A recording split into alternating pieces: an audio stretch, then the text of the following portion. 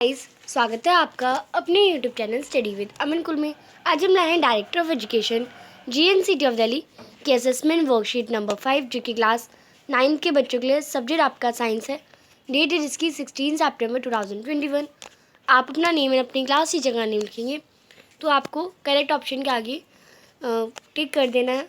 आपके 10 क्वेश्चन है, हर question 1 mark का है। तो स्टार्ट करते हैं आज की वर्कशीट। क्वेश्चन नंबर फर्स्ट है, the main constituent of cell wall in plant cell is. तो जो मेन कंस्टिट्यूट होता है सेल वॉल में, प्लांट सेल में, तो वो क्या होता है?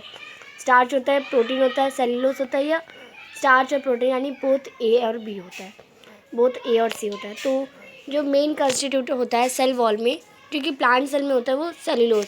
क्योंकि आपको पता है एनिमल सेल में सेलुलोज नहीं होता है, और सेलुलोज जो होता है वो ओनली प्लांट सेल में प्रेजेंट होता है, और वही मेन कंस्टिट्यूट होता है। क्वेश्चन नंबर 2 है, plastid which are responsible for giving colour to fruits and flower are. ऐसे प्लास्टिड जो रिस्पॉन्सिबल होते हैं फ्रूट्स को और फ्लावर्स को कलर देने में, वो कौन से होते हैं? क्लोरोप्लास्ट, क्रोमोप्लास्ट, ल्यूकोप्लास्ट या प्रोटोप्लास्ट। तो वो जो कलर देते हैं फ्रूट्स को, फ्लावर्स को, वो हमारे होते हैं क्रोमोप्लास्ट। तो आप इस पर बी पर टिक कर लेंगे। थर्ड क्वेश्चन है आपका, question number third, which of the following is present in onion cells but not in human cheek cells. तो इनमें से कौन सा जो प्रेजेंट होता है ऑनियन सेल में बट ह्यूमन चीक सेल में प्रेजेंट नहीं होता?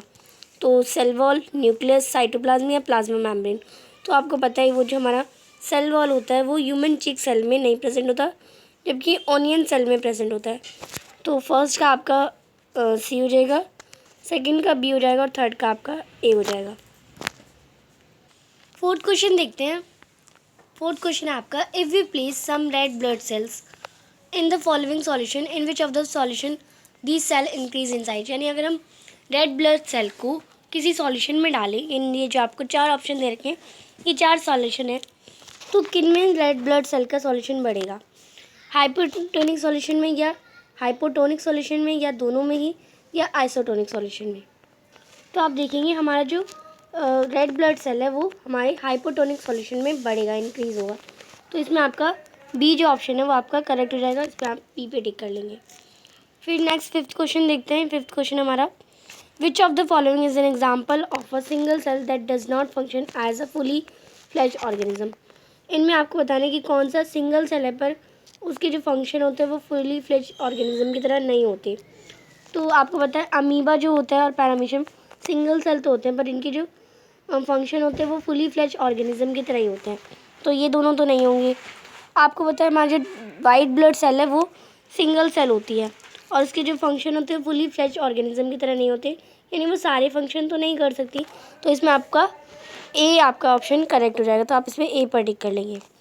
सिक्स्थ है, which of the following is not involve in the synthesize of protein. यानी इनमें से कौन सी जो प्रोटीन की सिंथेसाइज में इम्पॉर्टेंट मतलब इन्वॉल्व नहीं होती? तो आप इसमें आंसर करेंगे।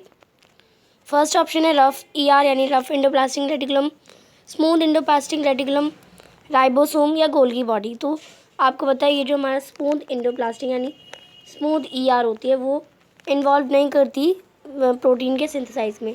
तो इसमें आपका बी ऑप्शन करेक्ट हो जाएगा। 7th क्वेश्चन है, a type of cell division where number of chromosome gets reduce to half after division. अब जब एक डिवीज़न होता है जिसमें क्रोमोसोम होते हैं हमारे, वो रिड्यूस होते हैं, हाफ के हाफ हो जाते हैं। आपको पता है जो मिटोसिस प्रोसेस होती है उसमें तो 46 होते हैं, और हार्ट डिवाइड होकर भी 46 ही होते हैं। पर जो हमारी मायोसिस होती है उसमें 46 के डिवाइड होकर वो 23 हो जाते हैं। तो उसमें हाफ हो रहे हैं, तो हमारा बी जो ऑप्शन है हमारा वो करेक्ट हो जाएगा। आप इसमें बी पर टिक कर लेंगे। क्वेश्चन नंबर 8 है, which of the following organism is known as suicide bag of the cell. यानी कौन से ऑर्गेनिल को हम सुसाइडल बॉडी कहते हैं, सुसाइडल बैग कहते हैं सेल का? तो गोल्गी बॉडी को नहीं कहते, माइटोकॉन्ड्रिया को नहीं कहते, लाइसोसोम्स या प्लास्टिसाइड। तो हमारा करेक्ट आंसर जो हो जाएगा वो सी हो जाएगा। लाइसोसोम्स को हम सुसाइडल बैग्स भी कहते हैं सेल का। तो ये आपका सी करेक्ट हो जाएगा। अब क्वेश्चन नंबर 9 और 10 आपके असर्शन और रीज़न बेस्ड क्वेश्चन है। यानी आपको 2 स्टेटमेंट दे रखे हैं, एक को लेबल कर रखा है असर्शन से, एक को लेबल कर रखा है रीज़न से। आपको करेक्ट आंसर को सिलेक्ट करना है और ABCD है ऑप्शन में टिक करना है। तो एक बार हम रिवाइज कर लेते हैं असर्शन और रीज़न क्या होता है। अगर आपका ए और आर यानी असर्शन और रीज़न दोनों ही ट्रू हो और रीज़न करेक्ट एक्सप्लेनेशन दे असर्शन की, तो आप ए पर टिक करते हैं। और अगर आपका ए आर यानी असर्शन और रीज़न दोनों ही सही हो और रीज़न करेक्ट एक्सप्लेनेशन ना दे असर्शन की, तो आप बी पर टिक करते हैं। अगर आपका असर्शन ट्रू है, रीज़न गलत है, तो आप सी पर टिक करते हैं। और अगर आपका असर्शन गलत है और रीज़न ट्रू है, तो आप डी पर टिक करते हैं। तो ये सारे हमने ऑप्शन देख लिए। अब हम असर्शन पढ़ते हैं। 9th हमें दे रखा है a virus is a prokaryotic organism. तो आप इसमें देखिए, ये जो हमारा वायरस है वो प्रोकैरियोटिक ऑर्गेनिज्म नहीं होता है।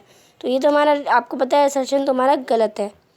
फिर हमें दे रखा है reason, a virus is a living when it is in host, it is neither prokaryotic और नॉट यूकैरियोटिक। यानी वायरस जो होता है एक लिविंग है, पर वो जब वो होस्ट में रहता है तभी वो लिविंग होता है, यानी उससे जब होस्ट बॉडी मिलती है तभी वो लिविंग रहता है। वो ना ही प्रोकैरियोटिक है ना वो यूकैरियोटिक है।